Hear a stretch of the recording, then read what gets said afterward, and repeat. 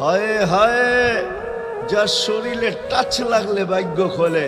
আল্লাহ রসুল জুমার নামাজ পড়াইতেন খেজুর গাছের উপরে পিঠ লাগায়া। ওই সময় মেম্বর ছিল না, কে জানি কোত্থেকে মেম্বরের প্রযুক্তি শিখে আসছে। আইসা বলছে, ইয়া রাসূলুল্লাহ, মেম্বর বানায়া দেই। আর কতদিন দাঁড়ায় দাঁড়ায় খুতবা দিবেন? মেম্বরে উঠবেন, বসবেন, খুতবা দিবেন। তো খুদ মেম্বর যখন বানায়া দিছে, আল্লাহ রসুলেরও পছন্দ হয়েছে। দাঁড়ায় দাঁড়ায় আর কতদিন খুতবা দিব? মেম্বরে পা রাখতে দেরি, শুকনা খেজুর গাছ বাচ্চার মতো কাঁদতে দেরি করে নাই। শুধু কাঁদে নাই, সে তো বলতেও ছিল মনে হয় আমার কাছে যে শুধু কাঁদে নাই, বিলাপ করতেছিল সে। কোত্থেকে এই ব্যক্তি আসলো, সে কোত্থেকে এই মেম্বরের প্রযুক্তি পাইলো, আর মেম্বরই বা কোত্থেকে বানাইলো? আমাকে বঞ্চিত করলো তো করলো কেন? আল্লাহর রসুল তার কান্নার আওয়াজে নিচে নেমে আসছেন, হাত বুলাইতেছিলেন, সান্ত্বনা দিতেছিলেন।